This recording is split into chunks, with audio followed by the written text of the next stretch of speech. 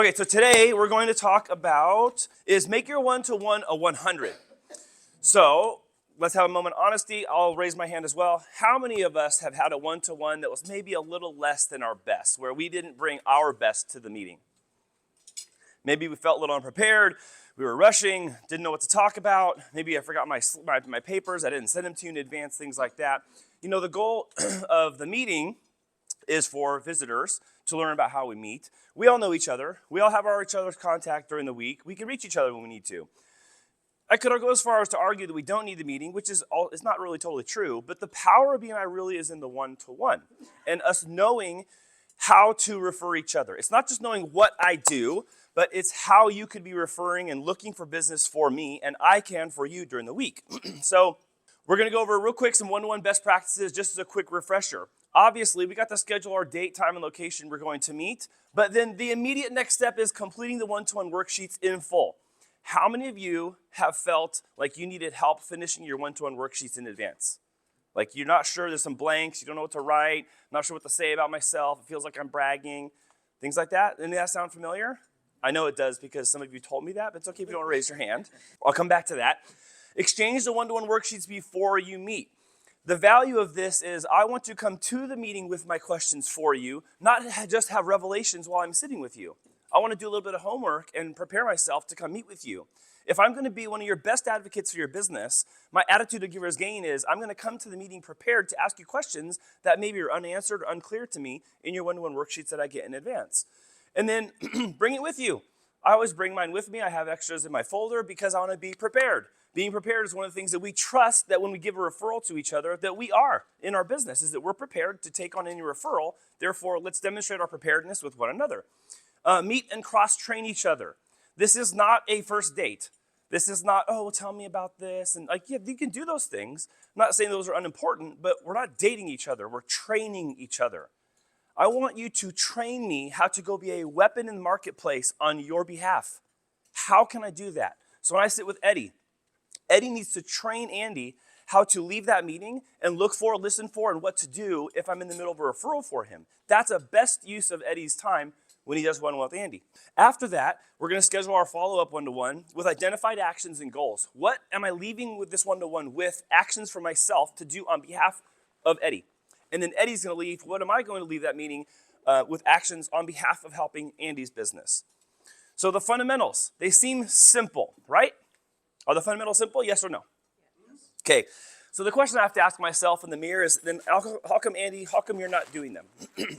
So that's the question I have to ask myself. You can ask yourself the question if you want to, but we're going to get into this. I'm going to do a follow-up on one-to-one soon. So one-to-one pit stop number one. I want you to think about how you would train your one-to-one partner if they were going to be your best outside salesperson. The reason Mark did open networking today of what is the best referral you've given or received from a one-to-one is because of this. Like how many times have you maybe done a one-to-one and you had a referral that was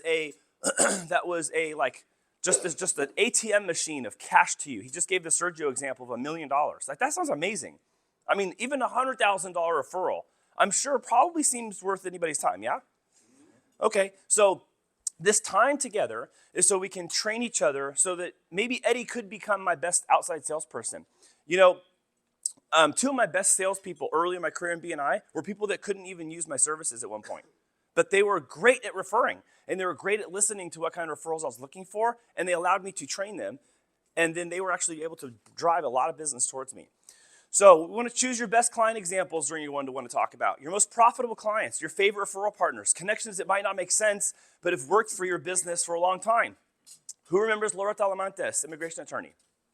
Laura used to be one of the greatest referral partners I had for doing VA loans, back when I did VA loans. None of her clients could actually be my clients. But what Laura was really good at was stopping conversations when she heard someone was like trying to use their VA benefits, or they had a family member who was looking to buy a home, or they were retired from the military or active duty. Her like antenna was up all the time. And then because I trained her what to listen for, she became one of my best advocates in this room, and her clients couldn't even be my clients. So sometimes it's outside of what we would think is traditional. So the attitude is, make me your most dangerous referrer. I want to go out of this room and become the most dangerous person to your business in a good way. Next thing is pit stop number two. I know that sometimes we get stuck on what to say on our bio because, again, it's the spirit of givers gain. We don't want to talk about ourselves first. We're afraid that we might be, egotistical, or we're just like bragging. But really, this is actually how someone who's a referral partner can brag about you when you're not present. And especially if someone is looking for help from a professional in a specific industry, such as yours, you're going to want to arm me with information to brag about you so that when they meet you, the things that I've told them match up. And you don't have to say those things. I've already told them all these great things about you. So the way to fill this out if you get stuck is to ask and answer the question, what do others brag about you? What is it that others say about you? And if you're having problems figuring out what that is or remembering those nice things, because sometimes we remember the things that are critical about us for more than the things that might be positive about us, you can ask others to even fill it out. Tell them, hey, what would you say some of my greatest accomplishments are? On the gains exchange, goals, accomplishments, interests, network, and skills, what are some of the things you would say are my biggest accomplishments? What would you say are some of the things that really stand out about me compared to my competition? So, ask others to fill it out for you in the way that they might best describe you and be proud of your accomplishments. So the attitude here is let others humble brag about you. So what we want to do is build a one-to-one legacy. We want to try to generate wells of referrals for one another versus single sales or transactional only kind of business. Now, look, hey, I'll take the one-offs too, right? Who's got that? Who's okay with taking that one-time check for $1,000 or $10,000? That's fine too. But what can really help is recurring sources of referrals. A contractor that can refer $1 million of turf installation. That sounds like an amazing referral. And that came from a one-to-one. And monthly clients, consistency of income and sales. So this is the attitude of buckets of money versus a tip jar.